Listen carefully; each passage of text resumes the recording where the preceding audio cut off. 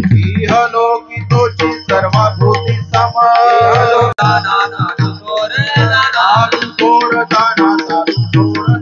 साधू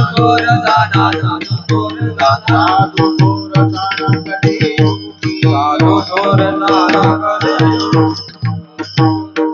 कधी योगी नाम म्हणे गाय दूध एक सार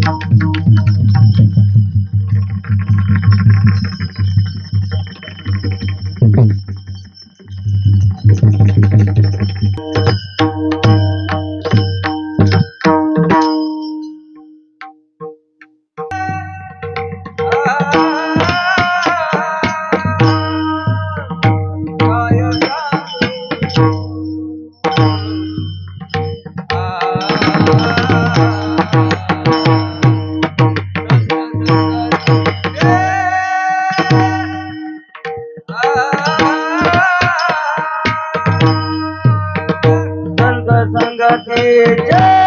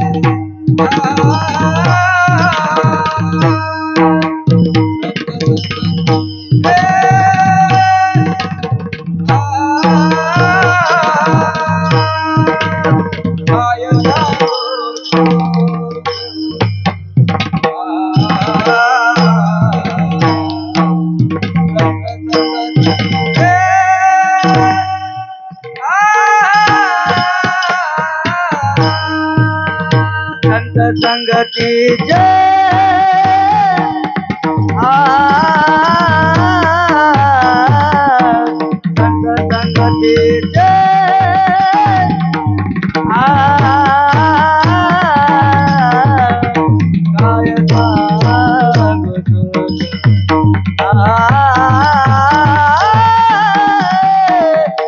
गायता संगति जय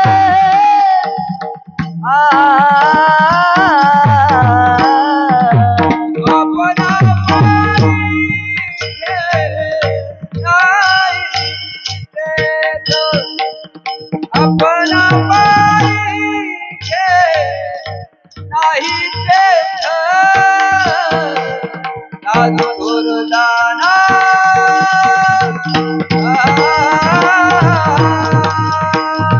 जादू थोर दाना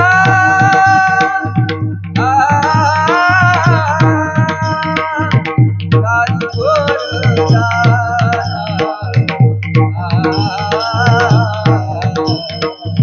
जादू थोर दाना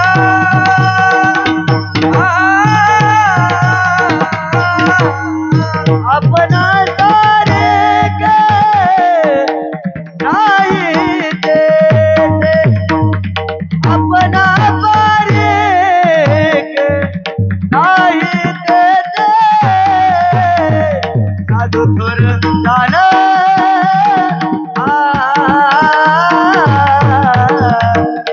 साधु थोर दाना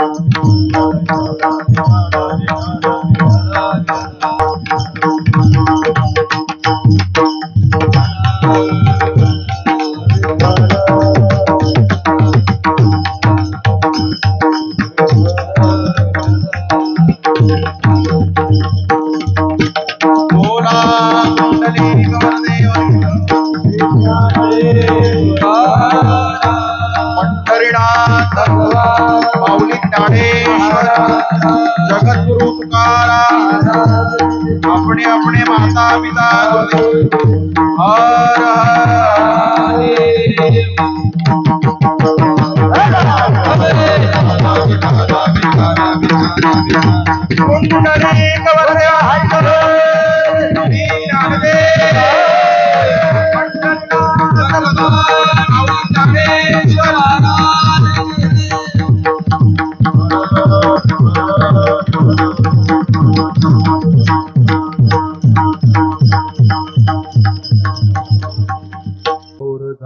साधु थोर जाणा साधु थोर जाणा कलियुगी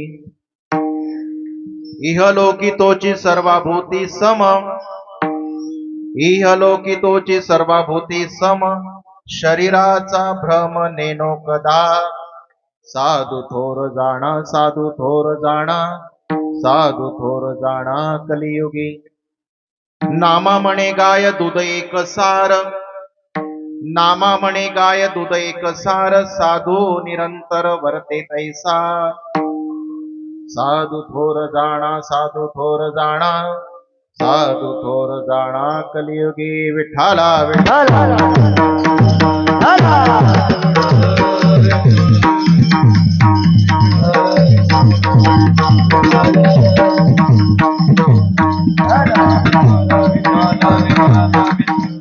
पांडुरंगा करो गतमन पांडुरंगा करो गतमन पांडुरंगा करो गतमन पांडुरंगा करो गतमन दुसरे कंठप्रवादाने कथेचा विस्तार कंठप्रवादाने कथेचा विस्तार बाबाजी सद्गुरु दास तुका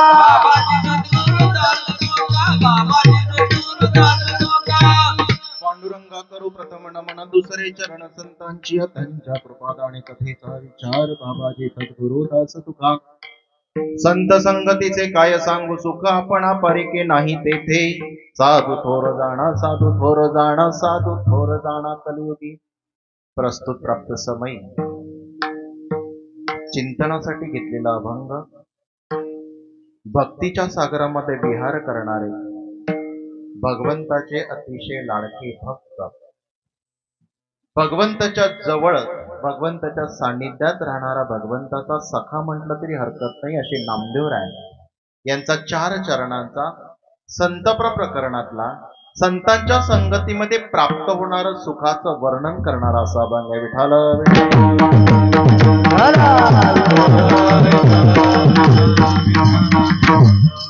प्राप्तभंगातून नामदेवराय सांगतात की संतांच्या संगतीमध्ये प्राप्त होणारं सुख किती अगणित आहे, किती वेगळं आहे.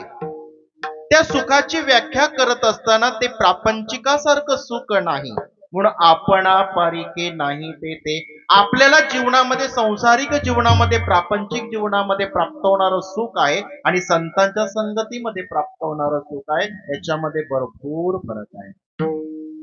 म्हणून संतांच्या संगतीत प्राप्त होणारं सुख आहे आणि म्हणून संतांच्या संगतीमध्ये अगणित प्रकारचं सुख प्राप्त होतं. वेगळ्या प्रकारचं सुख प्राप्त होतं. म्हणून नामदेवराय म्हणतात की म्हणून त्यांना साधू थोर जाणा, साधू थोर जाणा, साधू थोर जाणा कलियुगी 3 वेळा म्हटलंय. पुढे आपण त्याचा विस्तार पाहू. आणखी काही साधूची लक्षणं आहेत का? आणखी काही संतांची लक्षणं आहेत का? नामदेवराय अभंगाच्या 3ऱ्या चरणात सांगतात की संतांची लक्षणं अशी आहेत, साधूची अवस्था अशी आहे की इहलोकितोची म्हणजे या मृत्यू लोकामध्ये, या इहलोकामध्ये साधू हा निरंतर एकसारखाच वागत असतो. त्याच्या वागण्यामध्ये, त्याच्या चरित्रामध्ये किंवा त्याच्या कोणत्याही गुणामध्ये काहीच फरक पडत नाही, असा हा साधू असतो. इहलोकितोची सर्वभूती सम, शरीराचा भ्रम नेनो कदा. आणखी काय साधूचं लक्षण आहे का? आणखी काय संतांचं लक्षण आहे का? म्हणून नामदेवराय शेवटी सांगतात की गाय असते, गायीचा कलर अनेक प्रकारचे असतात. गाय काळी असते, तांबडी असते, लालसर असते, बरोबर आहे की नाही, पांढरी असते, पण दूध मात्र तिचं एकच असतं. नामा म्हणे गाय दूध एक सार, साधू निरंतर वर्ते तैसा. तसा प्रकारचा साधू असतो. हेच नामदेवराय या प्राप्त अभंगातून चिंतन करतात. विठ्ठल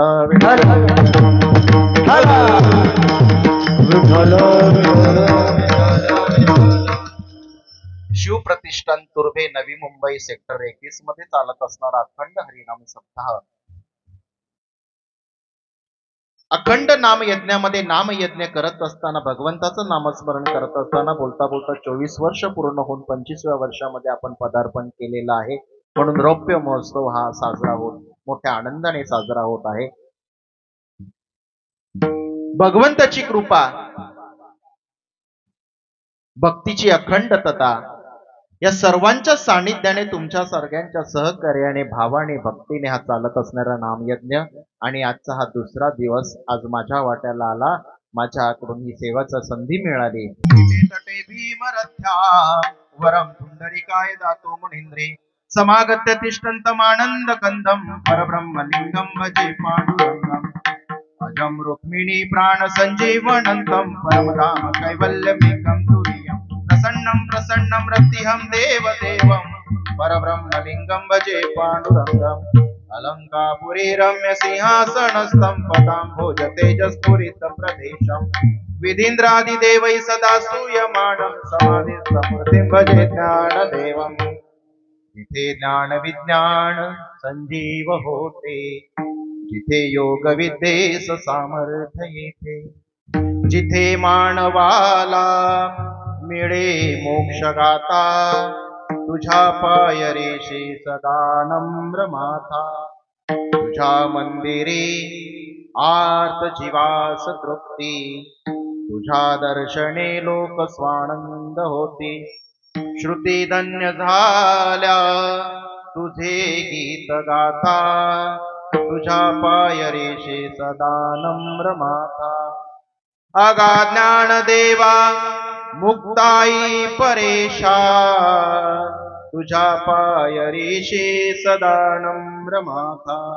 विवेकाने जाणे सुगठित समाजाटे कविले मा सिद्धांताचे हृदय रसिकत्व उकलिले. लसत भक्ती तरतरविला धार्मिक तरो, तया ज्ञानेशाते विमलमतीने वंदना करो. ओम नमो ज्ञानेश्वरा,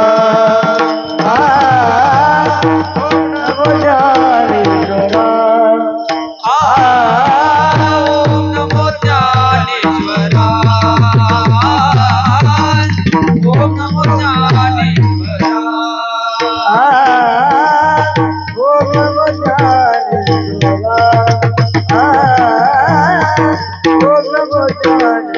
ओम नमो ज्ञानेश्वरा, ओम नमो ज्ञानेश्वरा, ओम नमो ज्ञानेश्वरा.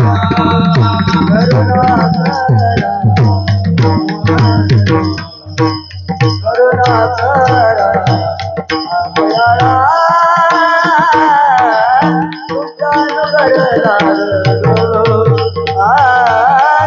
पावन झालो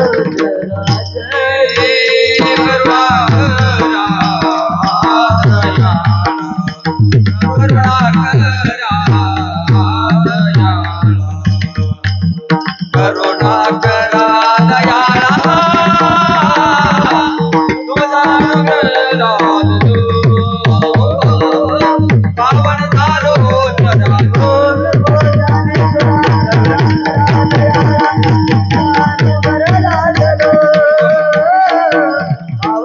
ओम नमो ज्ञानेश्वरा करुणाकरा दयाळा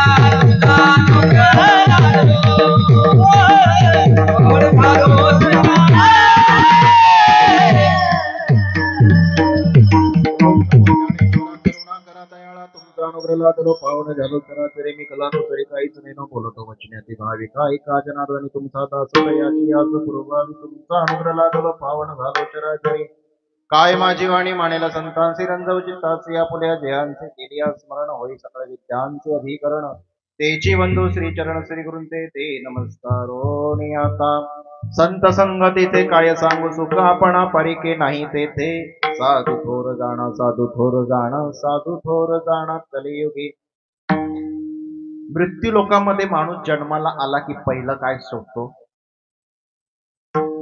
पहिलं काय शोधतो प्रत्येकाला अपेक्षा आहे कशाची अपेक्षा आहे सुखाची अपेक्षा आहे प्रत्येक जण प्रत्येक कर्म करत असताना आपल्याला काहीतरी प्राप्त व्हावं काय प्राप्त व्हावं त्याच्या पलीकडे काय वाटतं का सुखाच्या पलीकडे काय आहे वाटतं झोपले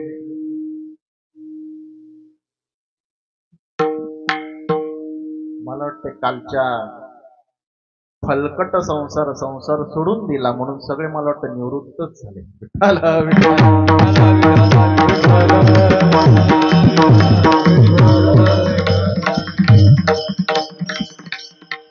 आजचा अभंग चिंतनाला घेण्याचं कारणच उद्दिष्ट मुळात पहिलं असं आहे काल महाराजांनी सांगितलं फलकट तो संसार जर फलकट आहे संसार जर खोटा आहे मग खरं काय आहे मग खरं काय आहे खरं जायचं कोणाकडं म्हणून संत संगतीचे सुख विठाल म्हणून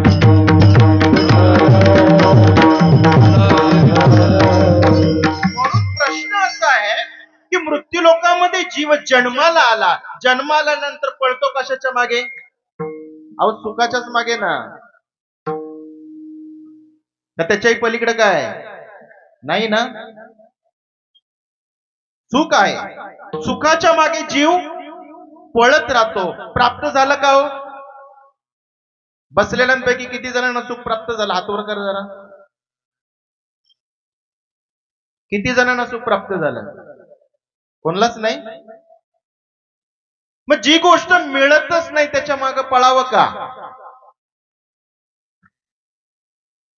तरी धाव संपलेली नाही प्राप्त झालं नाही प्रवासामध्ये निघाल्यानंतर एखाद्या गावाला आपल्याला जायचं एखाद्या मुक्कामाला पोचायचं आहे बरोबर की नाही मग त्या मुक्कामाला पोचताना त्या एसटी स्टँडवर जर आपण गेलो आणि तिथे जर आपल्याला गाडी जर प्राप्त झालीच नाही त्या गावाला जाण्याची गाडीच मिळाली नाही तर काय होईल मुक्कामाला पोचू का नाही पोचणार मग मुक्कामाला पोचण्यासाठी काय करावं लागेल त्या गावाला त्या ठिकाणून त्या एसटी स्टँडवर जर गाडी मिळाली नाही तर आपण काय करतो मार्ग बदलतो ना माळशेज घाट बंद झाला तर पर्याय व्यवस्था खंडाळा मार्गे जातो ना का जायचं थांबतो जायचं नाही तिकडं दरड कोसळली रस्ता बंद झाला धुक्याने दिसत नाही रस्ता पर्याय व्यवस्था खंडाळा मार्गे जायचं पण जातोच की नाही किती श्रम किती त्रास पण जातो कारण का त्याच्यामधून काहीतरी प्राप्त होतं म्हणजे काहीतरी सुखाची माणसाला अपेक्षा असते आणि त्या अपेक्षेच्या पोटी माणूस तो त्या सुखाच्या मागे पळत असतो आपले जीवन तसंच आहे आतापर्यंतचं अख्खं जीवन तसंच गेलं की नाही गेलं ना सुखाच्या मागे पळत राहिलो पण सुख मिळालं का नाही मिळालं ना मग आता एक काम करा सगळ्यांनी आता सुखाच्या मागे पळायचं सोडून द्या आणि आता जेवढे इथं बसलेत ना सगळे उद्या मंदिरात पारायणाला बसा शेरच पडले हो बाबांचे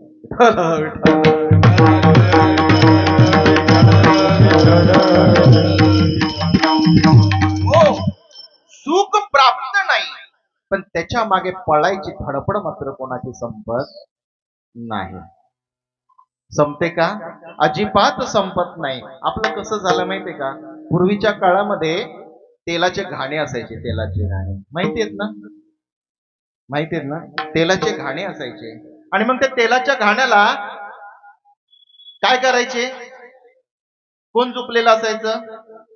बैल झोपलेला असायचा. तुम्ही सांगता बरं का, मी सांगत नाही. बैल झोपलेला असायचा आणि मग त्या घाण्याला तर जूला पुढं एक गवताची पेंडी किंवा ऊसाची पेंडी काहीतरी असं हिरवगार त्या जूला पुढं लावलेलं असायचं त्या बैलाच्या तोंडामध्ये आणि त्या पेंडीमध्ये जवळजवळ 2-4 फुटाचं अंतर असायचं. आणि तो बैल त्या घाण्याला झोपला की तो काय करायचा? गोलगोल फिरायचा. आणि गोलगोल फिरताना त्याच्या मनामध्ये अपेक्षा कोणती? आता मी 4 पावलं पुढे गेलो की मला काय मिळणार? काय मिळणार? बोलत चला. काय मिळणार? चारा मिळणार. मिळणार ना? आता 4 पावलं पुढे चाललो की मला काय मिळणार? चारा मिळणार. असं करता करता तो बैल सकाळी 7ला झोपलेला असतो. किती वाजता चारा मिळतो? किती वाजता मिळतो? त्याला वाटतं आता 4 पावलं गेलं की पुढे मिळणार, आता 4 पावलं पुढे चाललं की चारा मिळणार. असं करता करता गोल गोल गोल गोल तो बैल फिरत राहतो. पण त्याला चारा मिळतो का? नाही मिळत. तद्वत आपलं तसं आहे. तो चारा खाल्ल्यानंतर माणसाला काय मिळतं? सर्व सुखाची आशा जन्म गेला.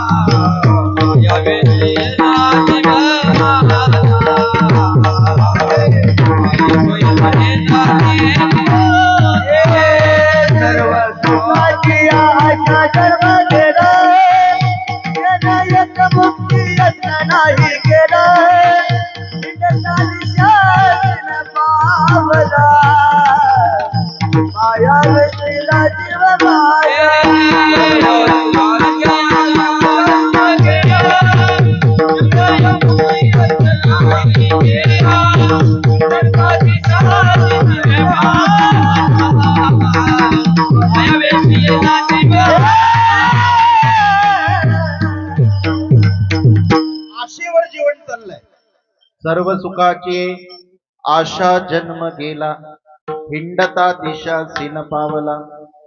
माया वेष्टीला किती आशा आहे, किती अपेक्षा आहे, पण आशा संपते का? नावाची आशा नाही बरं, जीवनातली आशा. आशा संपत नाही. मग किती फिरलं किती गेलं, त्या बैलाची एवढी अपेक्षा होती, एवढी अपेक्षा. हिंडता शीन पावला, हिंडला ना पण मिळालं नाही. कुठची गोष्ट प्राप्त झाल्यानंतर आपल्याला काय वाटतं? सुख वाटतं, आनंद वाटतो. सुख वाटतं ना प्रत्येकाला? अरे वा, आज चांगलं जेवण झालं, सुख वाटलं. पण किती वेळ मिळालं? बैलाच्या गाण्यासारखी आपली अवस्था आहे. आयुष्य चाललं, सुखाच्या अपेक्षा करता, सुखाच्या मागे पळता पळता सुख प्राप्त झालं नाही झालं. म्हणून धाव संपली का? नाही, धाव संपली नाही. सुख तर प्राप्त झालं नाही, पण आपली वनवन काय थांबत? पायपिटी झाला क्षीण, बहु झाली वनवन. भरपूर फिरलो, भरपूर हिंडलो, पण सुख काय प्राप्त झालं नाही. आणि म्हणून आम्ही सुखाच्या पाठी पळायचं देखील सोडलेलं नाही. का? जसं मगाशीच म्हटलं, मार्गावर एका मार्गावर जर वाहन मिळालं नाही तर पर्याय व्यवस्था आपण शोधतो की नाही? मग ती पर्याय व्यवस्था जर शोधतो, जर माणसाला आत्मिक सुख पाहिजे असेल, आत्मिक समाधान प्राप्त करायचं असेल, तर आपण हे मार्ग बदलणं गरजेचं आहे. विठ्ठल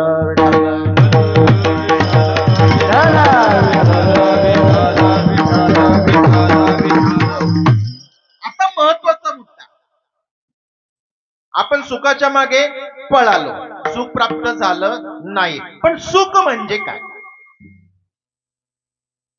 सुख कशाला म्हणतात? काय आपली व्याख्या सुखाची? सुख म्हणजे काय माहिती आपल्याला? आपल्याला एवढंच वाटतं की घर कुटुंब व्यवस्थित चाललं, सगळं व्यवस्था घरामध्ये सगळी आहे, सगळे उपभोगाची साधनं आहेत म्हणजे आपल्याला सुख आहे. आहे का? त्याला सुख म्हणतात का? नाही म्हणत. त्याला सुख म्हणत नाही.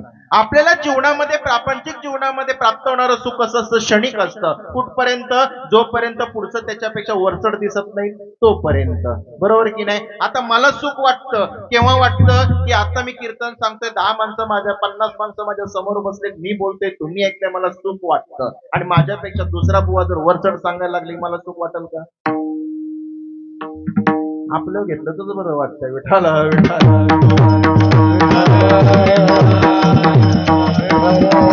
म्हणजे आपल्यापेक्षा वरचढ जोपर्यंत दिसत नाही तोपर्यंत सुख माणसाला वाटतं. आपण जर टू व्हीलरवर चाललं तर फोर व्हीलरवाला जर आपल्या बाजूने गेला तर आपलं टू व्हीलरचं सुख मावळलं.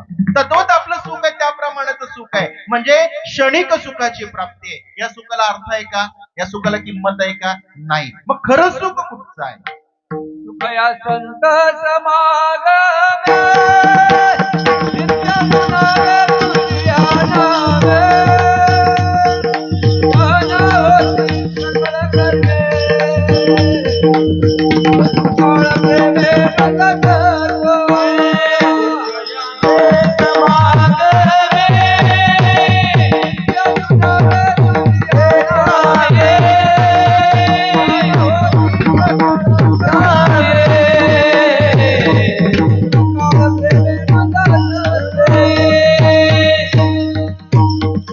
महाराज म्हणतात सुख या संत समागमे. संतांच्या समागमामध्ये सुख आहे. काय? संतांच्या समागमामध्ये सुख आहे. संतांच्या समागमामध्ये सुख आहे. पण माझा प्रश्न काय? सुख कशाला म्हणतात? सुख कशाला म्हणतात? भौतिक सुख उपयोगाचं नाही, आदिभौतिक सुख उपयोगाचं नाही. खरी सुखाची व्याख्या काय? खरी सुखाची व्याख्या काय? नाही सांगता येत आपल्याला. चला आपण ज्ञानोबारायांना विचारू. माऊली, खरी सुखाची व्याख्या काय हो? माऊली सांगतात, ते सुख गा किरीटी मज दावी जेल तिठी परी आत्मयाची भेटी जीवासी होय तया नाम. काय सांगतात माऊली? कशाला सुख म्हणतात? जिथे जीवाचे आणि शिवाचं ऐक्य जिथे होतं, जिथे जीवाचं शिवाचं मिलन होतं, त्याला सुख म्हणतात. ते सुख गा किरीटी. मग जीवाचं आणि शिवाची भेट होणं, एकत्र मिलन होणं म्हणजे सुख आहे. म्हणजे आपलं सुख आहे का महत्वाचं? का हे सुख महत्वाचं नाही? आपलं सुख फलकट आहे, खोट आहे. त्या सुखाला वास्तवता नाही. क्षणिक सुख आहे. अक्षय सुख जर प्राप्त पाहिजे असेल तर काय पाहिजे? जीवाची आणि शिवाची भेट व्हायला पाहिजे. मग जीवाची शिवाची जर भेट आपल्याला जीवनात करून घ्यायची असेल तर होईल का हो? होईल का? होईल ना. पण साधन केलं पाहिजे. आपलं कसं असतं माहितीये का? गावठी भाषेत म्हणे, तूप खाल्लं की लगेच रूप आलं पाहिजे. असं होत नसतं. भगवान भोलेनाथाच्या मंदिरामध्ये लोक येतात, भावनेने पूजा अर्चा करतात, सगळं काही करतात. काही काही गोष्टी जर तुम्ही जर बारकाईने जर निरीक्षण केलं ना तर खूप गोष्टी पाहायला मिळतात. कोण पूजा कशी करतं, कोण काय करतं, फक्त पाहत राहायचं, निरीक्षण करायचं. मग त्याच्यामध्ये आपला भाव किती टक्के आहे, आपली श्रद्धा किती टक्के आहे, हे ज्याचं त्याचं पडताळून पाहायचं. लोकांना विचारा, लोक म्हणतात का हो आम्ही 2 तास एवढी भगवान शंकराची पूजा करतो, भगवान शंकराच्या पिंडी पुढे बसतो, बेल वाहतो, बिल्वपत्र वाहतो, सगळं काही करतो, 2 तास आम्ही पूजा करतो, पण आम्हाला देव हा प्राप्त होत नाही. मला सांगा, 2 तासाच्या पूजेमध्ये किती क्षण तू देवापर्यंत पोचला? काय म्हटलं? 2 तासाच्या पूजनामध्ये किती क्षण देवापर्यंत पोहोचला? देवाचं आणि तुझं ऐक्य झालं का? मिलन झालं का? नाही. का? कारण बहुतांश पद्धतीने आपण पूजा करत असताना, आपल्याला पूजा करताना कोणी पाहतंय का याच्याकडे जास्त लक्ष असते. दुसरा भाग आपण पूजा करताना आणखी ते मंदिरात कोण कोण आले ह्याच्याकडे आपलं लक्ष असतंय. मग आपली पूजा श्रद्धा आहे का पूजेत? नाही. आपल्या पूजनामध्ये भाव आहे का? नाही. किती टक्के भाव आहे, किती टक्के श्रद्धा आहे, याचा ज्याचा त्याचा पडताळून पाहायचा विषय. विठाल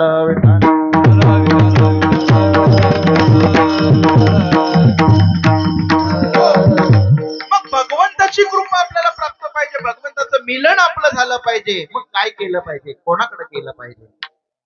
ज्ञानोबा सांगतात की भगवंताचं मिलन जर करून घ्यायचं असेल तर त्याच्यासाठी मार्गस्थ संत रूपी मार्गावर गेलं. मार्ग दावून गेले आधी, मार्ग दावून गेले आधी, मार्ग दावून गेले आधी, मार्ग दावून गेले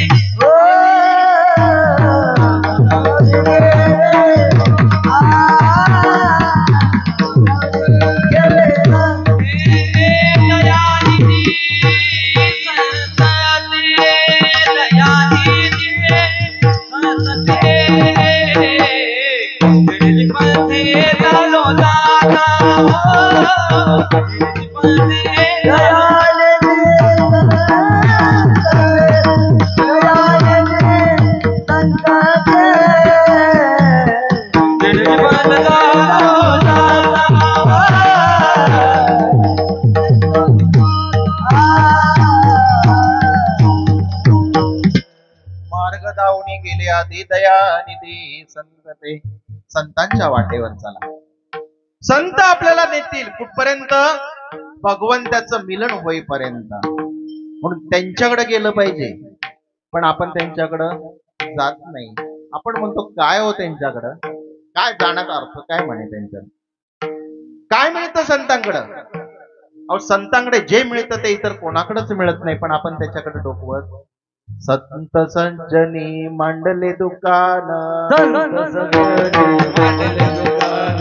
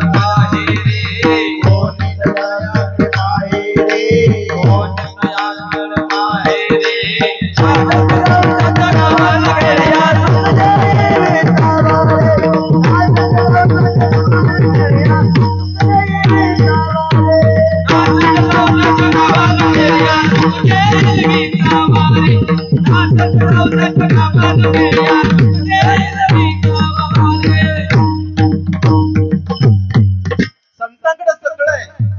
संत सज्जनी मांडले दुकान, जे जय पाहिजे ते आहे. भक्ती मुक्ती फुकट साठी. पैसे नाही लागत, फुकट मिळतं फुकट. काय संतांकडे जे भांडवल आहे, संतांच्या दुकानातला माल काय मिळतो? फुकट मिळतो, फुकट.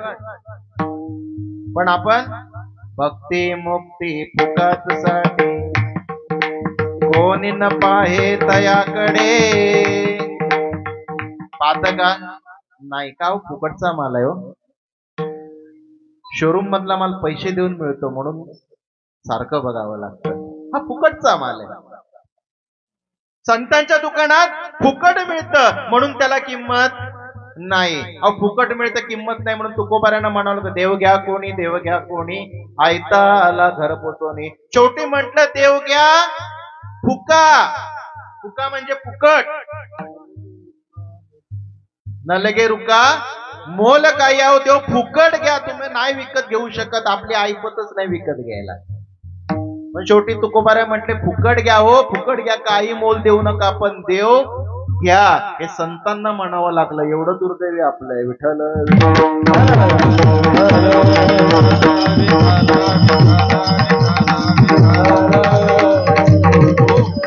म्हणून या गोष्टी प्राप्त करण्यासाठी जायचंय कोणाकडं?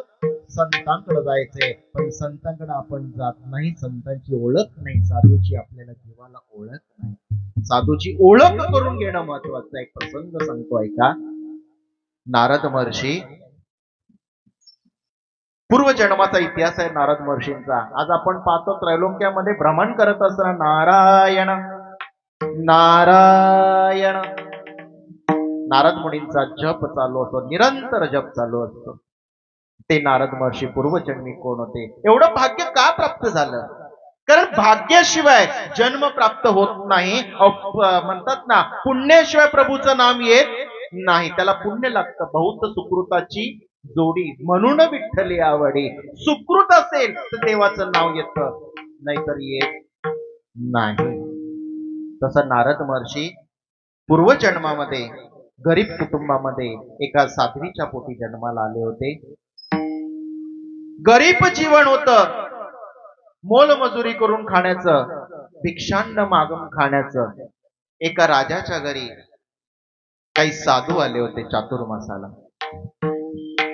नीट ऐका, राजाच्या घरी चातुर्मासाला साधू आले होते आणि नारद मुनींची आई, 5 वर्षाचे नारद महर्षी आणि त्यांची आई त्या साधूच्या सेवेला होती. नित्य साधूंचा दिनक्रम चालू असायचा. पहाटे उठायचं, स्नान करायचं, नदीच्या पात्रात जाऊन स्नान करायचं. तोपर्यंत नारदांच्या आईने त्यांना फुलं आणून द्यायची, फळं आणून द्यायची, अशी सेवा चालू होती. आणि मग संपूर्ण साधूंचं चातुर्मासाच्या काळामध्ये जेवढं काय त्या साधूंच्या सेवेकरता जेवढं केलं जायचं ती माऊली करायची. आणि तिकडे साधूंसाठी जे मिष्टान्न बनवलं जायचं, जेवण बनवलं जायचं, ते साधूंना संपूर्ण जेवण द्यायचं आणि उरलेलं जेवण घरी घेऊन यायचं. घरी घेऊन यायचं आणि नंतर 5 वर्षाच्या नारदाला त्या आईने ते जेवण चारायचं. असं करता करता बरेचसे दिवस निघून गेले. एक दिवशी नारद म्हणाले, आई अगं रोज तू जाते, रोज हे अन्न वेगवेगळं घेऊन येते, मला देखील त्या ठिकाणी यायचे. तू जाते कुठे, कोणाची सेवा करते? मलाही ते साधू पाहिजे. हट्ट धरला आईच्या पुढे नारदाने. शेवटी हट्ट धरला म्हणून आई त्या नारदांना घेऊन त्या साधूंच्या आश्रमामध्ये आली, पर्णकुटीमध्ये आली, साधूंची सेवा दिवसभर केली. नारदाने, 5 वर्षाच्या नारदाने ते सर्व पाहिलं. पाहिल्यानंतर त्यालाही आवड निर्माण झाली. त्यालाही वाटलं आपणही साधूची सेवा करावी. म्हणून साधूची सेवा करत करत नारद महर्षी त्या ठिकाणी राहिले. 5 वर्षाचं बाळवर का लक्षात ठेवा. असं करता करता साधूंची सेवा करता करता चातुर्मासाचा कालखंड संपला. साधू निरोप घेऊन निघाले आणि राजा, आमचा चातुर्मास संपला, आम्ही आता निघालो. राजा म्हणाला, गुरुदेव, ऋषीमुनी, आपण काही दिवस आणखी या ठिकाणी थांबावं अशी माझी इच्छा आहे. साधूंनी सांगितलं, राजन नाही, साधूने एका जागेवर जास्त दिवस थांबू नये, थांबू नये. म्हणून आम्हाला आता गेलं पाहिजे. साधू हसावा, साधू फिरता पाहिजे. साधूने एका जागेवर वास्तव्य करू नये. ऋषी मुनींनी, साधूंनी राजाचा निरोप घेतला आणि चातुर्मास संपल्यामुळे राजाचा निरोप घेऊन पर्णकुटीतून साधू निघून चालले. पण ते 5 वर्षाच्या कोवळ्या बालकावरती अनेक दिवस सेवा करत असताना त्या साधूंचे संस्कार त्याच्यावर घडले होते. कोणावर? नारदावर साधूचे संस्कार घडले. आणि संस्कार घडल्यामुळे ती आवड निर्माण झाली आणि त्या साधूचा लोभ त्या नारदाला लागला, 5 वर्षाच्या बाळाला लागला. आणि म्हणून त्यांच्या मागं पळत सुटला. म्हणे, महाराज अहो मला येऊ द्या तुमच्या सोबत, मला येऊ द्या तुमच्या सोबत, मला इथे थांबायचं नाही, मला तुमच्या सोबतच यायचंय. साधू जाता जाता थांबले आणि नारदाजवळ आले. म्हणे, बाळा तुला यायचंय? हो म्हणे, मला तुमच्या सोबत यायचंय. बाळा थांब, काही दिवस तुला येता येणार नाही. का? अरे तुझी माय एकटीच आहे, तुझे पिता नाहीयेत, माय एकटीच आहे. तुला पहिलं मातृपूजन केलं पाहिजे, आईची सेवा केली पाहिजे. आईची सेवा कर, आईच्या सेवेमध्ये सर्व तुला प्राप्त होईल. म्हणून तुला येता येणार नाही. साधूची आज्ञा शिरसावंत मानून 5 वर्षाचं बाळ घरी थांबलं आईची सेवा करत. पण साधूची भेट व्हावी, साधू निरंतर भेटावा ही मात्र इच्छा मनामध्ये तशीच तळमळत राहिली. असं करता करता साधू निघून गेले. बरेचसे दिवस निघून गेले आणि कालांतराने त्या नारद बाळाची आई मृत्यू पावली. एकच बाळ लहान राहिलं. आई मरण पावली. आई मरण पावली. बाळ कोणाचा आधार नव्हता. काय करायचं, राणावनात फिरू लागलं. राणावनात फिरू लागलं. जे मिळेल ते खाऊ लागलं. जिथे जागा मिळेल ते झोपू लागलं. परंतु मनात इच्छा एकच होती, साधूची भेट व्हावी. साधू मला जीवनामध्ये प्राप्त व्हावा, साधुत्व मिळावं ही मनातली इच्छा मात्र तीव्र राहिली, तशीच राहिली. पण साधूने आशीर्वाद दिला होता. जाता जाता साधूने आशीर्वाद चांगला दिला होता की बाळा, आज जरी तू आमच्या सोबत जरी आला नाही, आम्ही जरी तुला सोबत नेलं नाही, पण कालांतराने तुझी त्रैलोक्यामध्ये कीर्ती मात्र महान वाढतच राहील, असा आशीर्वाद साधूने दिला होता. आणि तो साधूचा जप करता करता नारद मुनींचं त्या बालकाचं आयुष्य संपून गेलं. आणि म्हणून पुढचा जन्म प्राप्त झाला तो ब्रह्मदेवाचा मानसपुत्र विठ्ठल.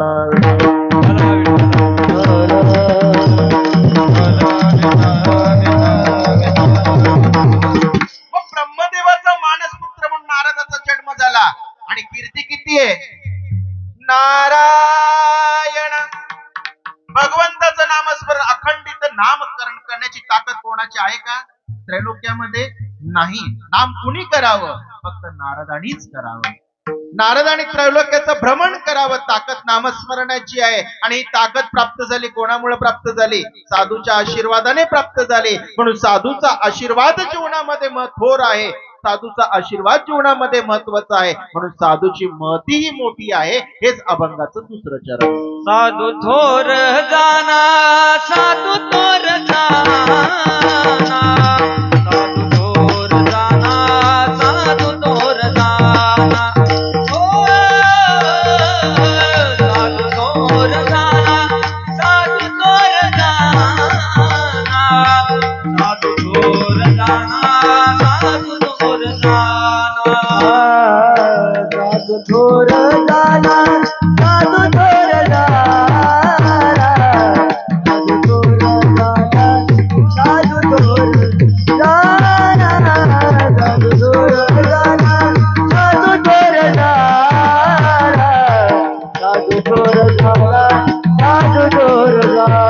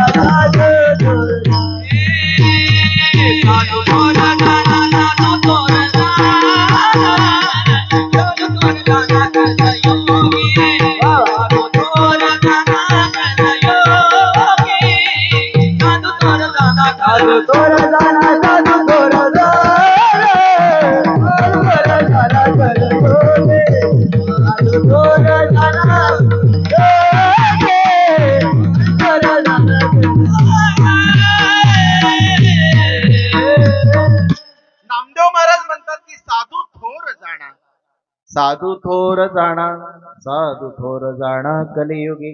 कलियुगामध्ये साधू कसा आहे? थोर आहे, महान आहे. महाराज किती वेळा म्हणतात साधू थोर जाणा?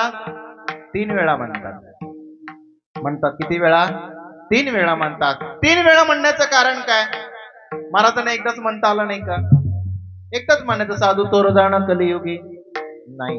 साधू थोर जाणा, साधू थोर जाणा, साधू थोर जाणा कलियुगी. कलियुगामध्ये साधू थोर आहे. 3 वेळा म्हटलं कारण हे त्रिवार सत्य आहे. आपणही आपल्या प्रापंचिक जीवनामध्ये, सांसारिक जीवनामध्ये आपणही एका गोष्टीचा हट्ट करतो. आपली गोष्ट जेव्हा आपण म्हणतो ना माझंच खरं आहे, तेव्हा आपण काय म्हणतो? मी म्हणतो तेच खरं आहे, तेच खरं आहे, तेच खरं आहे म्हणतो ना. असं तसं नामदेवराय सुद्धा काय म्हणतात की जीवनामध्ये या कलियुगामध्ये साधू थोर आहे, साधू थोर आहे, साधू थोर आहे. हे त्रिवार सत्य आहे. कसं आहे? त्रिवार सत्य आहे. या कलियुगामध्ये साधू थोर आहे, ठणकावून सांगतात, छाती ठोकपणे सांगतात. आणि तुमच्या भाषेत सांगू, कॉन्फिडन्सने सांगतात. आणि कॉन्फिडन्स खूप महत्वाचा असतो. आत्मविश्वास खूप महत्वाचा. तो जर नसेल तर काही उपयोगाचं नाही. सगळं मुसळ केरात. विठ्ठल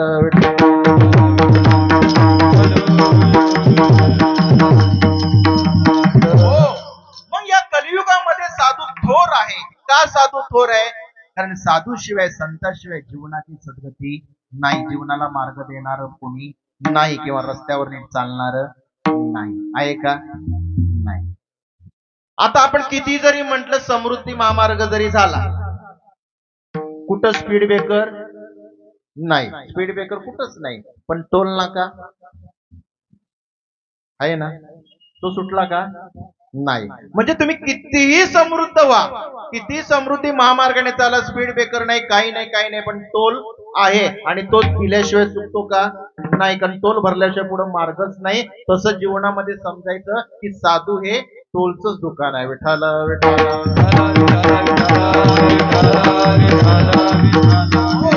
कारण त्यांच्या पुढे आपल्याला पुढे जाता येणार नाही. त्यांच्याशिवाय जाऊ शकतो का? अजिबात जाऊ शकत नाही. कारण का? सगळ्याचे मार्ग सगळ्याचे. म्हणतात ना एसटीचा जो डेपो असतो, सगळ्या गावामध्ये एसट्या फिरून आल्या, गाड्या फिरून आल्या, शेवटी मुक्कामाला कुठे जातात? डेपोत जातात. बरोबर की नाही? आणि डेपोला जर लॉक लावलं, गेट बंद केला, गाडी बाहेर पडेल का? पडेल का? नाही पडणार. तसा आपला डेपो म्हणजे संतांचा मुक्काम आहे. विठ्ठल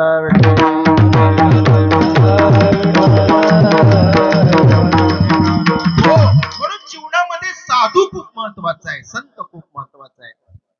आता याच्यामध्ये जर शिरायचं म्हटलं तर खूप मोठं आहे. साधू कोणाला म्हणायचं, संत कोणाला म्हणायचं, खूप खूप खूप गण. असं कीर्तन मग किती वाजेपर्यंत चालू द्यायचं? किती वाजेपर्यंत चालवायचं? साधूची जर व्याख्या जर पाहायला गेलं तर रात्र सुद्धा पुरायची नाही. साधू कोणाला म्हणतात, संत कोणाला म्हणतात?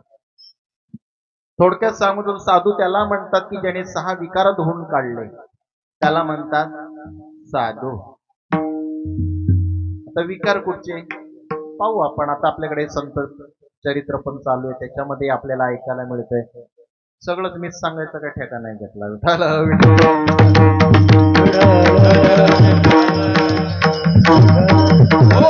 पण जीवनामध्ये साधूला खूप महत्व आहे, संताला खूप महत्व आहे. कारण त्यांच्या मार्गाने आपल्याला जायचंय. नामदेवरायांना विचारलं तेच का हो, तुम्ही साधू थोर म्हणता, साधू थोर म्हणता. एवढं साधूच्या थोरवीमध्ये, एवढ्या संतांच्या संगतीचं थोरवीमध्ये तुम्ही का आम्हाला सांगताय? काय महत्व असेल? हा प्रश्न भगवंताला पडला एकदा. कोणाला? पांडुरंगाला, पंढरीश परमात्म्याला पडला की माझ्या नामदेवाला सुद्धा या संतांच्या संगतीचं महत्व कळवा. अगं नामदेवाला सुद्धा कळत नव्हतं. कारण तुमच्या आमच्यासारखी क्षणापुरतं म्हणूया की आपली भक्ती नामदेवासारखीच होती की नामदेवराय फक्त देवघरातच देव मानत होते, इतरत्र देव नामदेवाला माहीत नव्हता. कारण का? कृपा नव्हती. भगवंताला प्रश्न पडला की नामदेवराय माझी पूजा अर्चा करतो, रोज मला नैवेद्य खाऊ घालतो हट्टाने, पण याला अजून बोध झालेला नाही. काय झाला नाही? बोध झाला नाही. मग बोध प्राप्त करून द्यायचा आहे, पण कोणाकडनं द्यायचा हा मोठा प्रश्न पडला. आणि बोध जर प्राप्त करायचा असेल तर कोणाकडे गेलं पाहिजे? संतांकडे गेलं पाहिजे. संतांशिवाय काहीच नाही. संतांशिवाय काहीच प्राप्त होत नाही. सगळं काय म्हटलं ते संतांजवळच जावं लागतं. आणखी सोप्या भाषेत सांगू, एखादी जर किती जर आपलं एखादं भांडण लागलं, एखादी केस कोर्टामध्ये जर गेली, तर कोर्टामध्ये आपल्याला किती ज्ञान असलं, आपल्या भांडणाचा किती आपल्याला अभ्यास असला, तरी कोर्टात कोण नेमावा लागतो? कोण नेमावा लागतो? वकील. वकील नेमावा लागतो. वकिलाला सगळं भांडण सांगावं लागतं. मग तो वकील आपलं भांडण कोणाला ऐकवतो? जजला ऐकवतो. मग जज ते ऐकतो, त्याचा अभ्यास करतो आणि ते कुठं कायद्यात बसून त्याप्रमाणे तो निकाल जाहीर करतो. बरोबर की ना? आता मला सांगा, भांडण कोणाचं? आपलं. त्याचा जर विषय माहिती कोणाला? आपल्याला. मग आपण डायरेक्ट जजला सांगू शकत नाही का? नाही सांगू शकत. का? त्यांनी त्याला सांगण्यासाठी कोणाला तरी नेमलाय. बरोबर ना? जजला पटवून सांगण्यासाठी कोणीतरी कोणाची तरी नेमणूक केलेली आहे. तद्वत आपल्याही जीवनाचं तसंच आहे. आपल्याला सगळं जरी ज्ञान असलं तरी ते देवापर्यंत पोहोचू शकत नाही. म्हणून आपलं भांडवल, आपल्या जवळचं असणारं ज्ञान, आपल्या जवळचं अज्ञान जर घालवायचं असेल तर नेमणूक कोणाची? संतरूपी वकिलाची. विठ्ठल विठ्ठल. हो, मग संतरूपी वकिलाची नेमणूक करायची आणि मग ते संत जज रूपी परमेश्वरापर्यंत आपल्याला पोहोचवणार आणि मग तो संतांच्या मान्यतेनुसार भगवंत आपल्याला जवळ करणार. तद्वत त्याचप्रमाणे नामदेवरांची अवस्था भगवंताला पाहावली नाही. आणि नामदेवरांना वाटलं, भगवंताला वाटलं की नामदेवाला बोध झाला पाहिजे. हा माझा प्रिय सखा आहे, माझा प्रिय भक्त आहे, आवडता भक्त आहे, सर्व काही, पण अजून बोधावर आलेला नाही. मग नामदेवाला बोधावर आणायचे. काय करायला पाहिजे? अनेक दिवस भगवंत विचार करत बसले, काय करावं झालंय. मग एक दिवशी देवाच्या मनात आलं आणि मग देवाच्या मनात आल्यानंतर देवानी संदेश कोणाला पाठवला? भगवंतानी माऊलींना संदेश पाठवला. माऊलींना संदेश पाठवला अंतर्यानातून. माऊलींना सांगितलं की माऊली, काही करा, तुम्ही नियोजन करा, प्रयोजन करा, आयोजन करा, पण नामदेवाला एकदा तुमच्या सोबत न्या. माऊलींनी म्हटलं, आता परमेश्वराची आज्ञा आली नंतर मग काय करायलाच पाहिजे. माऊली, निवृत्तीनाथ दादा, सोपांत काका, मुक्ताबाई आदी करून संत मांदियाळी जमली आणि तीर्थयात्रा भ्रमण करत करत करत कुठं आली? पंढरपूरला आली. पंढरपूरला आल्यानंतर काय झालं? आणि मग भगवंतांनी दिलेला संकेत जो होता तो माऊलींनी सांगितलं की भगवंता, आम्ही तीर्थयात्रा करतोय तर तुमच्या नामदेवरायाला आमच्या सोबत पाठवा. कोण म्हणाल?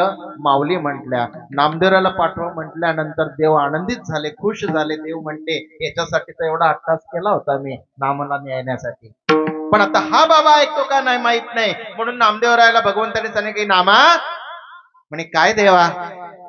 नामा, हे बघ, ज्ञानोबा माऊली आले, आधी करून सर्व संत आले, तुम्हाला तीर्थयात्रेला जायचंय. तेव्हा कोणासोबत? म्हणे यांच्या सोबत जायचंय. नामदेवराय म्हटले, देवा मी यांच्या सोबत जाणार नाही. का नाही जाणार? नाही म्हणे देवा, तुझ्याशिवाय मला दुसरं कोणीच नाही, मी तुझ्याशिवाय कोणाच्या संगतीमध्ये जाणार नाही, कोणाच्या सोबत जाऊ शकत नाही. देव म्हणेल, नामा असं नाही रे, तुला जावं लागल. पण देवा का? देव म्हणाले, नाही नामदेवा, अरे जा, जाऊन तर ये, अनुभव तर एकदा ये त्यांच्या बरोबर फिरून, मग बघू आपण काय होते. नाही देवा मी जाणार नाही. नाही बाबा जा. देव म्हणाले जा. नामदेव नाहीच म्हणतात. शेवटी देवाला म्हणावं लागलं की नामा, अरे मी तुला लोकांबरोबर पाठवत नाही, अनोळखी माणसासोबत नाही पाठवत आहे, कोणाबरोबरही पाठवत नाही. अरे ज्ञानोबा म्हणजे दुसरा तिसरा कोणी नाही, ज्ञान देव आत्मा माझा, तो आणि मी नाही तुझ्या. अरे तो आणि मी वेगळा नाहीये, तो माझाच आत्मा आहे आणि माझा आत्मा असणारा ज्ञानेश्वर भगवंत ज्ञान माऊली त्यांच्यासोबत तीर्थयात्रेला जा. बघ देवा, तू सांगतोय म्हणून चाललोय. हरकत नाही नामदेवा, जा बिंदास. आणि मग नामदेवरायाला माऊलींनी सोबत घेतल्यानंतर काय तर संत संगत घडवायची होती, आणि म्हणून सोबत घेतलं आणि तीर्थयात्रा करत करत करत करत सगळे फिरत आले. फिरत आल्यानंतर सगळं ठरलेलं होतं, ज्ञानोबारायांचं आणि भगवंताचं ठरलेलं होतं. ज्ञानोबारायांना नामदेवरायांना पक्क करायचं होतं. आणि मग आल्यानंतर काय झालं, पंगत बसले, पंक्तीमध्ये सर्व गोळ्या मेळ्याने जेवले. जेवल्यानंतर सगळे गप्पा मारत बसले. गप्पा मारत बसल्यानंतर मग मात्र निवृत्ती दादांनी ज्येष्ठ त्यांच्यामध्ये जे होते त्यांना सांगितलं, गोरोबा काका तुमचं थापटणं घ्या म्हणे. थापटणं कळतं का? कुंभाराचं थापटणं, मडकी वाजवायचं थापटणं असतं. आणि मग गोरोबा काकाला सांगितलं की काका जर थापटणं घ्या आणि जरा प्रत्येकाची मडकी चेक करून बघा. चेक करून बघा असं कोणी सांगितलं? गोरोबा काकाला सांगितल्याबरोबर आता हे शेवटी पंक्तीमध्ये सगळे गोळ्या मेळ्याने बसले. गोळ्या मेळ्याने बसल्यानंतर आता नामदेवराय म्हणजे असं म्हणतात ना, मोठ्याचं लेकरू.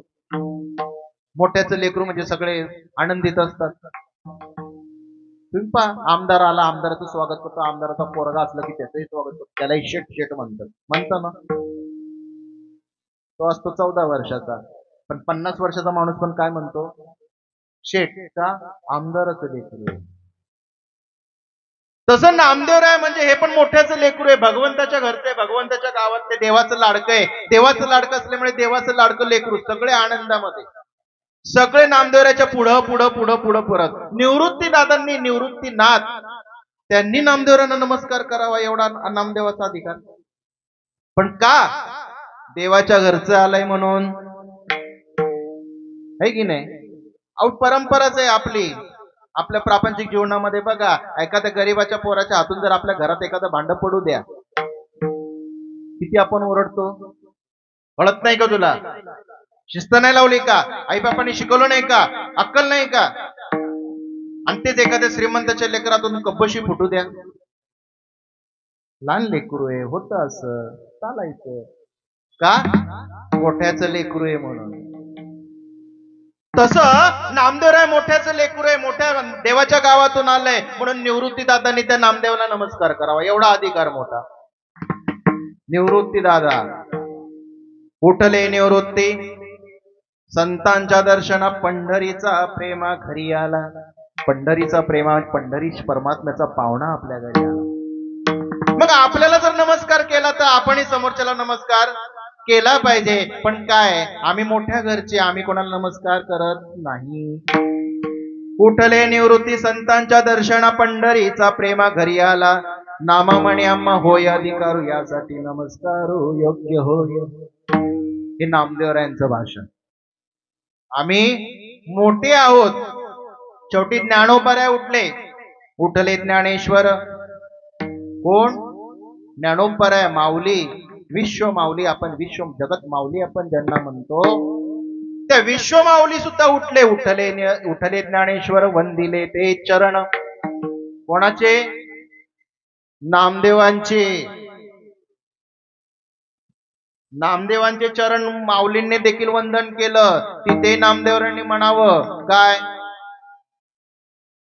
एवढा नामदेवरांचा अहंकार तिथं वाढत गेला. ते म्हणे त्यांनी नमस्कार केला तर एवढं बिघडलं काय? आम्ही मोठे आहोत.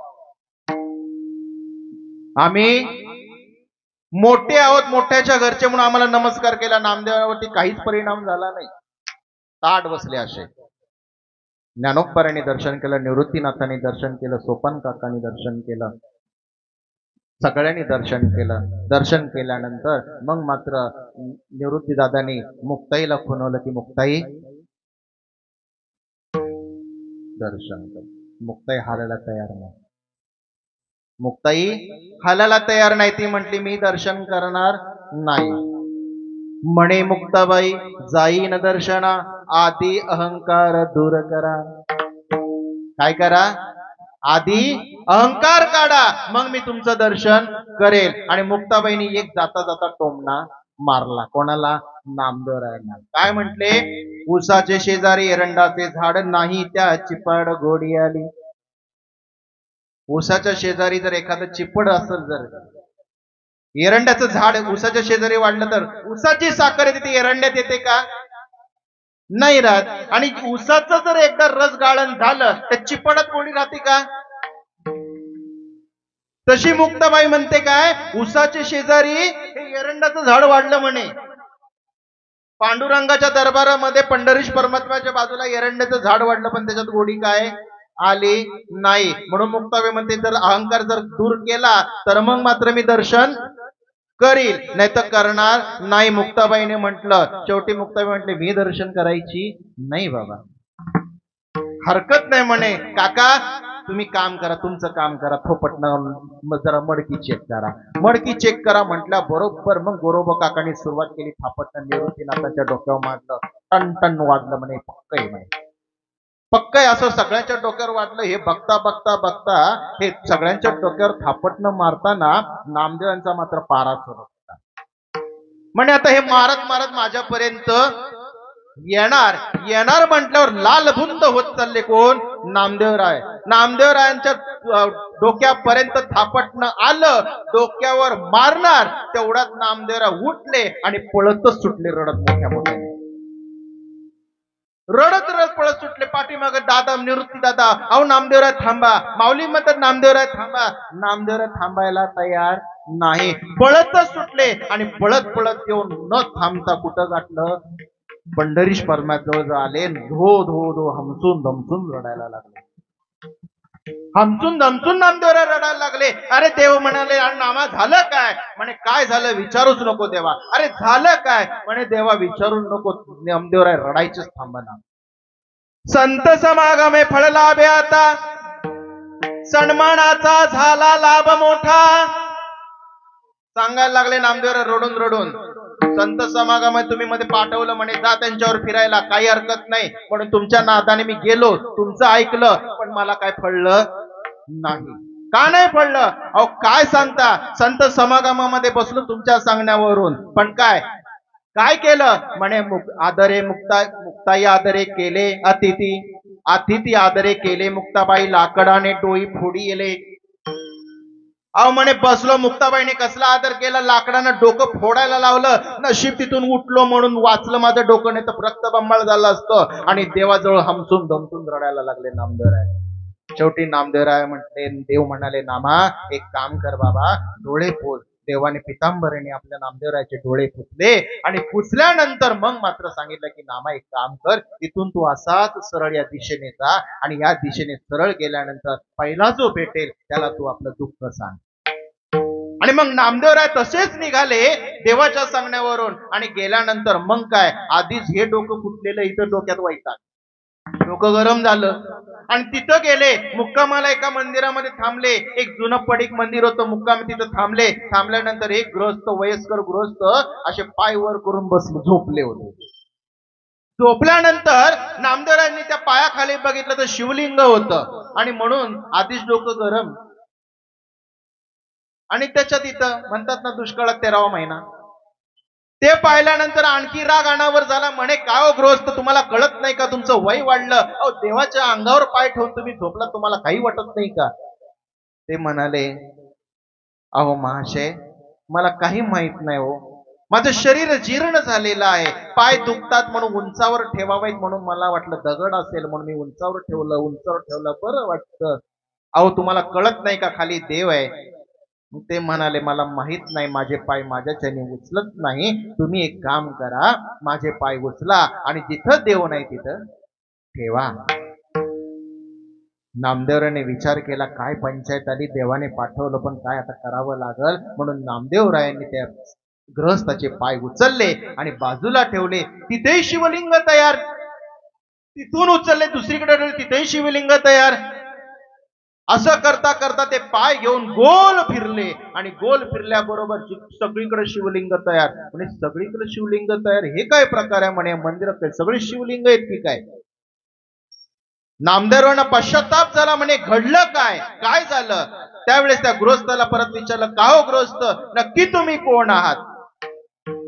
ते म्हणाले, काही नाही बाबा, मी तर साधा साधक आहे. मग देव कुठे आहे? अरे देव तर सर्व ठिकाणी आहे, देव एकाच ठिकाणी नाही. अनुरेणू थोकडा तुका आकाशा एवढा. त्याच तुकाराम महाराजांनी सांगितलं की जळीस तळी भरला रिता ठाव कोठे नाही उरला. विठ्ठल जळीस तळी भरला. अहो या ठिकाणी या मृत्यू लोकांमध्ये एकही जागा अशी नाही की ते परमात्मा नाही, की ते पंढरीश परमात्मा नाही, देव नाही, अशी एकही जागा नाही.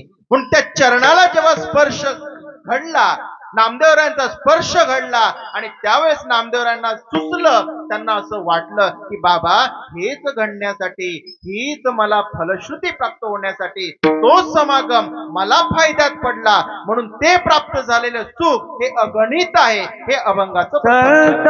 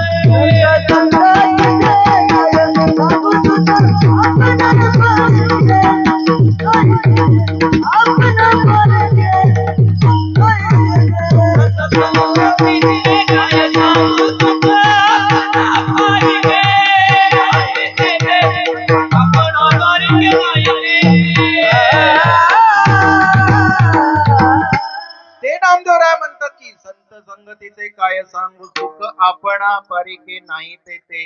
संतांच्या संगतीमध्ये प्राप्त झालेले सुख हे कसं आहे, अगणित आहे.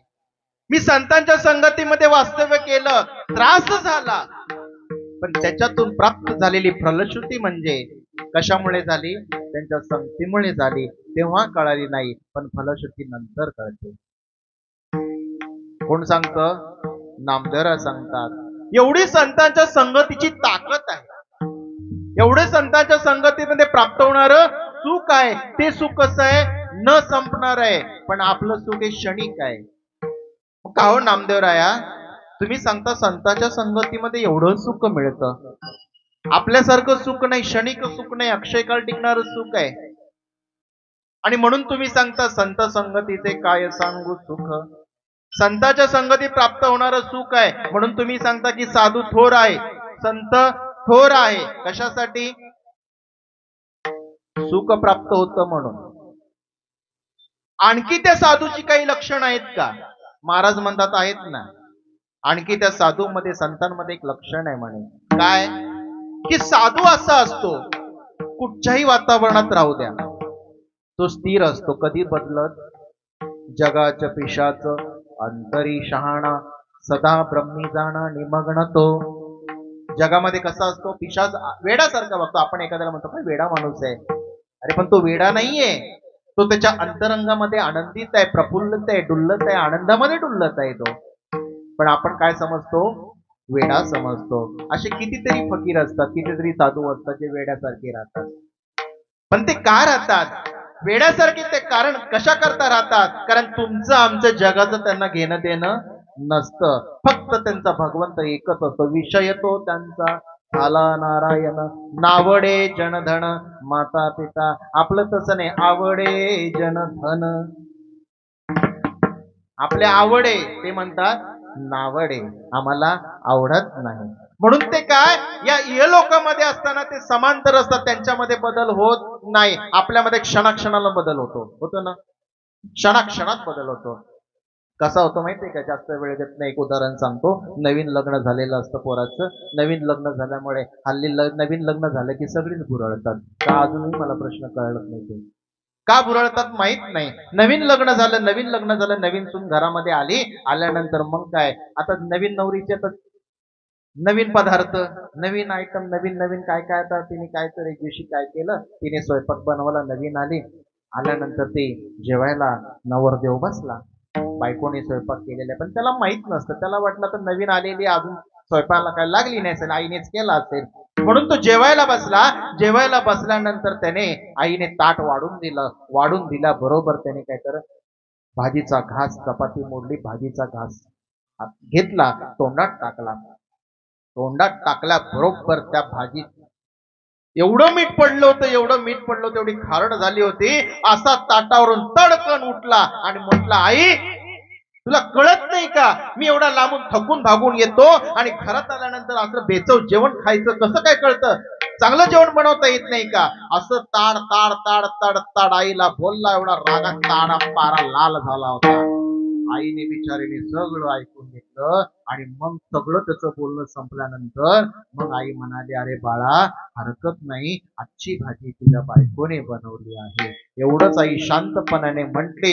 एवढा लालबुंद झालेला पारा वर चढलेला एका क्षणात मावळला आणि मग लगेच खाली बसून म्हणतो, भाजी खारट आहे पण चवीला चांगली आहे विठ्ठल.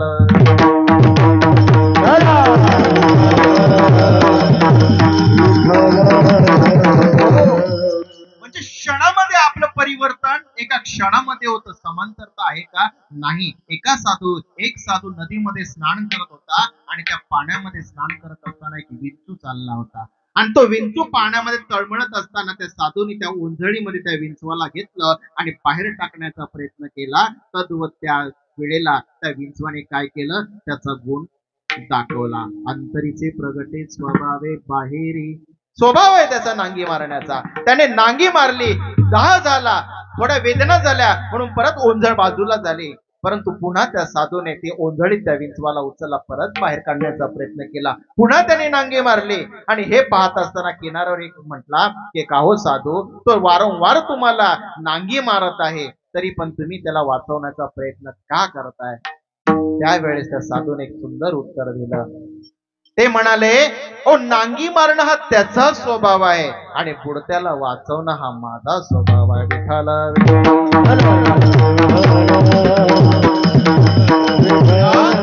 आमचे तुकोबारा सांगतात, बुडत असे जन न देखवी डोळा येतो कळवळा म्हणून या.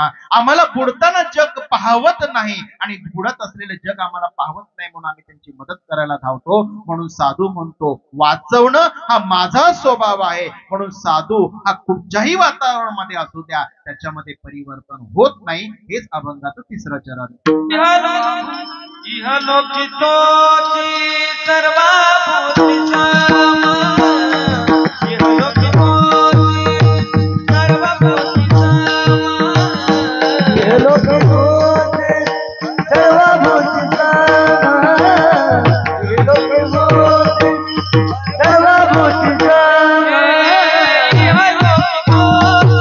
सर्वाभूती सामा.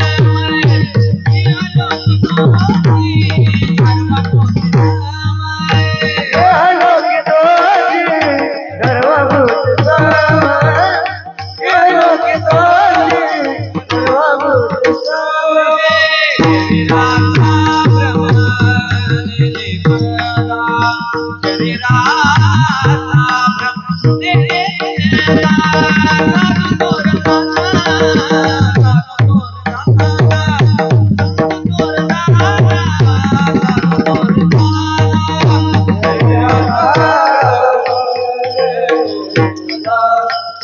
राजा गौर जय जय साधू कर झाला साधू कर झाला साधू कर झाला साधू कर झाला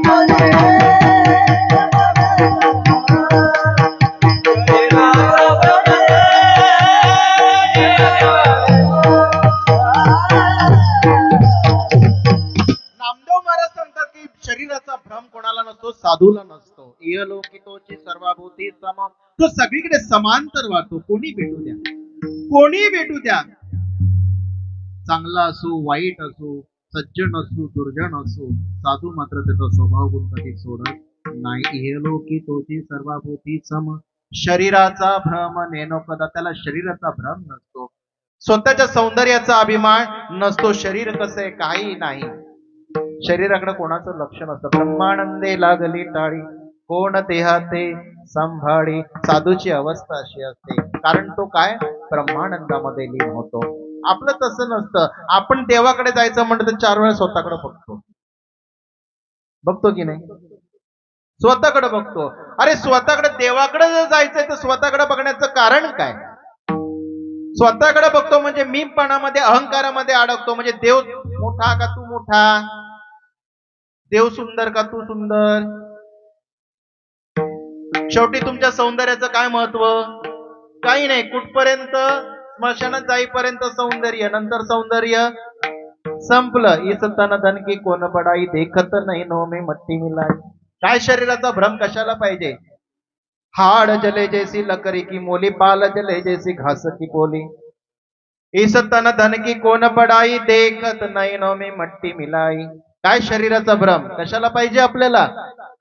हाय तोपर्यंत हमाम लक्स लायबॉय सगळं काय, नंतर दया दुधाने आंघोळ घाला लवकर या. ठेवतं का?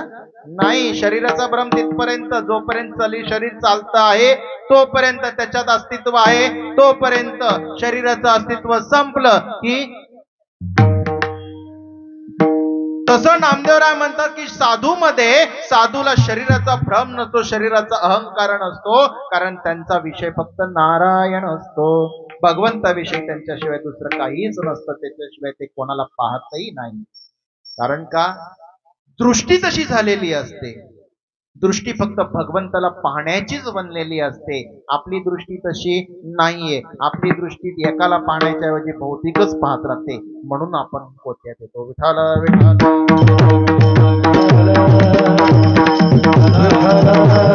म्हणून नामदेवराय आणखी संतांच्या संगतीचं सुख सांगत असताना संतांच्या संगतीचं सुख काय असतं आणि संतांची साधूची आणखी काय लक्षण असतात. साधू शरीराचा भ्रम नाही, आणखी काय, साधू दिसायला जरी कसा असू द्या, वाकडा असू द्या, त्याला डोळाच नसू द्या, काही असू द्या, शरीराने अपंग असू द्या. आपण म्हणतो, आपण गुरु करताना पण लय खूप खूप गोष्टी पाहत असतो. त्या गुरुच्या पाठीमाग गाजावाजा आहे का? त्या महाराजांच्या पाठीमाग 5-50 लोक फिरणारी आहेत का? महाराज कुठच्या गाडीने येतात, है की नाही? ट्रेनने बसने महाराज आला की म्हणे काय ते असंच आहे. आणि 4 व्हीलर मध्ये आल्यानंतर अहो महाराज आले, महाराज आले, महाराज आले, महाराज आले, महाराज आले.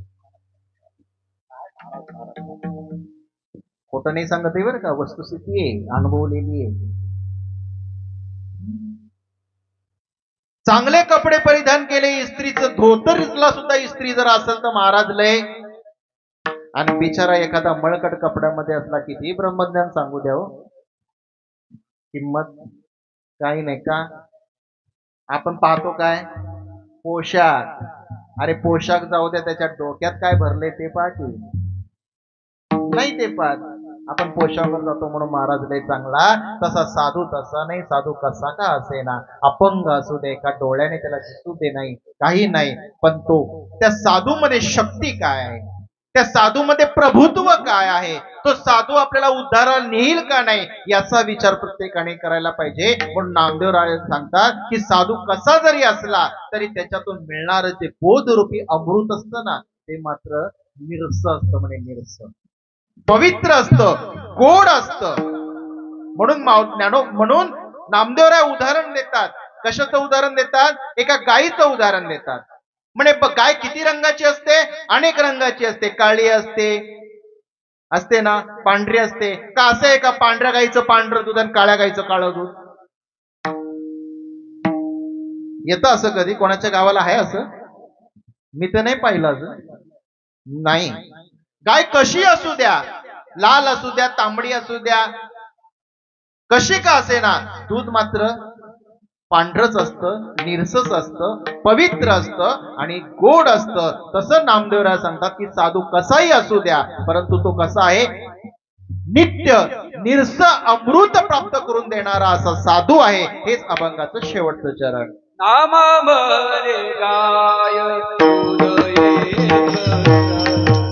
नामामरे गाय उदये नामामरे गाय उदये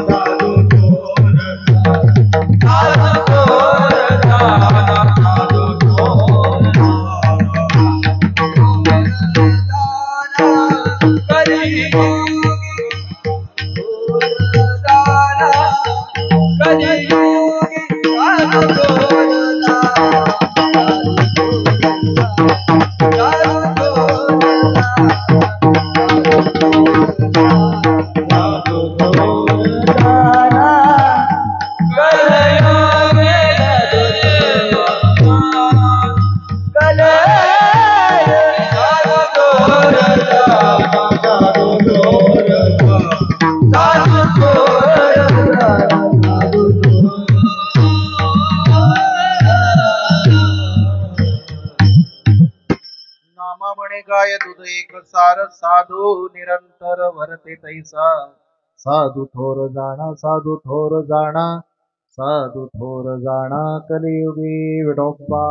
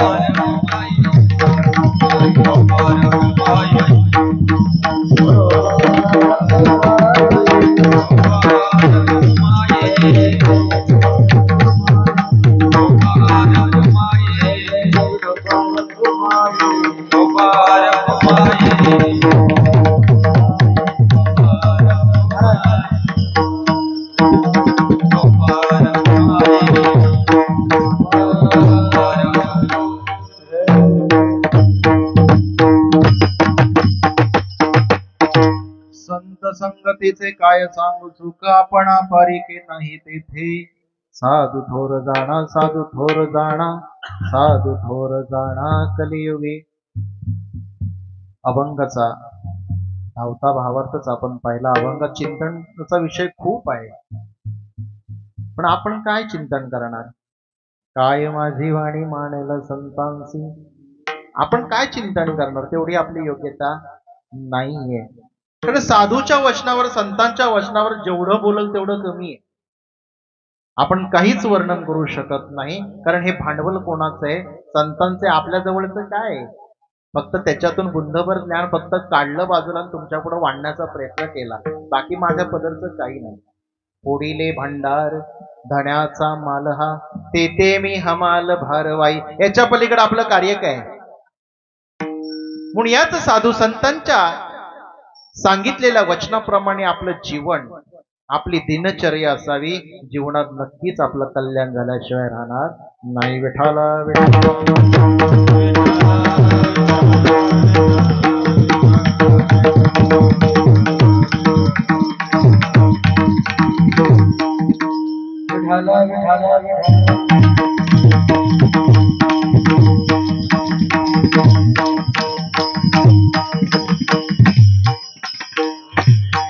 संत संगतीचे काय सांगू सुख आपण परिके नाही तेथे साधू थोर जाणा साधू थोर जाणा साधू थोर जाणा कलियुगी.